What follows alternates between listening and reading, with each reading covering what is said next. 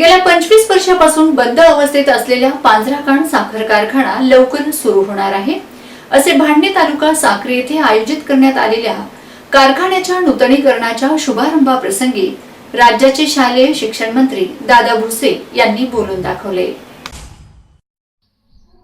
कारखाना बचाव समितीचे आता प्रयत्न मी प्रत्यक्ष अनुभवले आहेत। आता तालुक्यात बंद पडलेले फळबाग क्षेत्र सुरू करण्याचे प्रयत्न आमदार मंजुळा गावित व डॉक्टर तुळशीराम गावित यांनी करावेत, त्यास आपली साथ असेल अशी नामदार दादा भुसे यांनी दिली। तर कारखाना बचाव कृती समितीचे अध्यक्ष डॉक्टर गावित यांनी जोरदार भाषण दिले। कारखाना बंद करण्यासाठी ज्या शक्ती आडव्या येतील त्यांना आम्ही आडवे पाडू असा इशारा त्यांनी यावेळी दिलाय।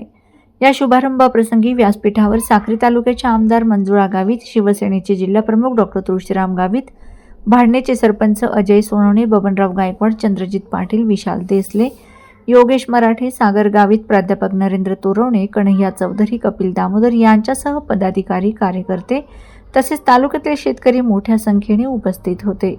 तुषार ढोले, साक्री सहसंपादक। इतका प्रतिसाद मिळाला जबरदस्त, आणि मग त्याच्यामधले एक अडचणी आम्ही सोडवत गेलो। अनेक मिटिंगा झाल्या पांझराकांड समितीच्या।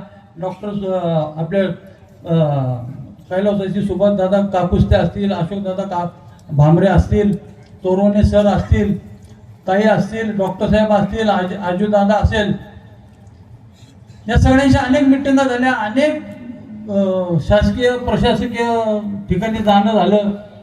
साहेबांना आम्ही भुसे साहेबांबरोबर मंत्रालयात गेलो। साहेबांनी तिथल्या अधिकाऱ्यांची मीटिंग केली। त्यानंतर एकदा सीएम बरोबर मीटिंग झाली। साहेबांनी खूप प्रयत्न केले। कलेक्टर साहेबांनी फोन केला। साहेबांचाही जेवढा आपण सगळ्यांनी प्रयत्न केला तेवढाच प्रयत्न साहेबांनी केलेला आहे, भुसे साहेबांनी केलेला आहे की हा कारखाना चालू व्हावा। त्यामुळे मी साहेबांनी तेवढं धन्यवाद देतो। आज रावळगाव कारखाना चालू आहे, मी एका वाक्यात सांगतो, तो फक्त भुसे साहेबांमुळेच चालू आहे। तिथे येणाऱ्या अडचणी, जे काही प्रॉब्लेम असतील ते खंबीरपणे आम्हाला पाठिंबा देतात। सगळ्यात वैशिष्ट्य म्हणजे त्या दिवशी आमचे संचालक कुंदन बाप्पू चव्हाण यांचे इथं साहेब भेटले, मला दारावर आले होते। तर साहेबांनी म्हटलं, साहेब असा विषय आपण केला। मग साहेबांनी एका वाक्यात मला म्हणले की तुम्ही 2 वर्ष झाली त्याच्यासाठी संघर्ष करताय। म्हणजे साहेबांकडे किती बारीक माहिती असते ही त्या दिवशी माझ्या डोळ्यात पाणी आलं की साहेबांनी एका वाक्यात मला सांगितलं तुम्ही 2 वर्ष झाले संघर्ष करताय। तर शेतकरी बांधवांनो, हा कारखाना आपण चालू करणार, ह्याच्यामध्ये कोणी कुठल्याही प्रकारचं मनामध्ये शंका बाळगू नका। तुम्हाला सगळ्यांना ओसाचं बेणं देणार। आता आपलं बाळ लहान आहे, थोडं समजून घ्या। आता फक्त बियाण्यावर भागवा, नंतर आपण ड्रीप देऊ, खतं देऊ, औषधं देऊ, जे तुम्हाला लागेल ते सगळं देऊ। फक्त एकदा कारखाना चांगला सुस्थितीत चालू द्या। आणि कोणी मनामध्ये शंका बाळगू नका की कारखाना चालू होईल का नाही।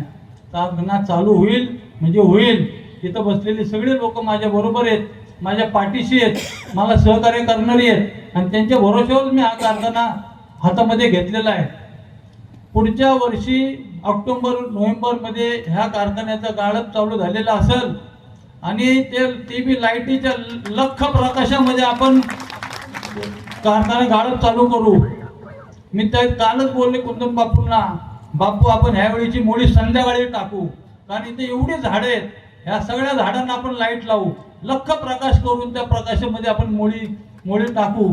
आणि तुमच्या नक्की जे स्वप्नातलं होतं, 25 वर्ष बंद होता तो कारखाना, तो आपण नक्की चालू करू, आणि तुम्हाला सगळ्यांना चांगल्या प्रकारचा न्याय देण्याचा प्रयत्न मी नक्की करेल। एवढंच बोलतो आणि धन्यवाद देतो।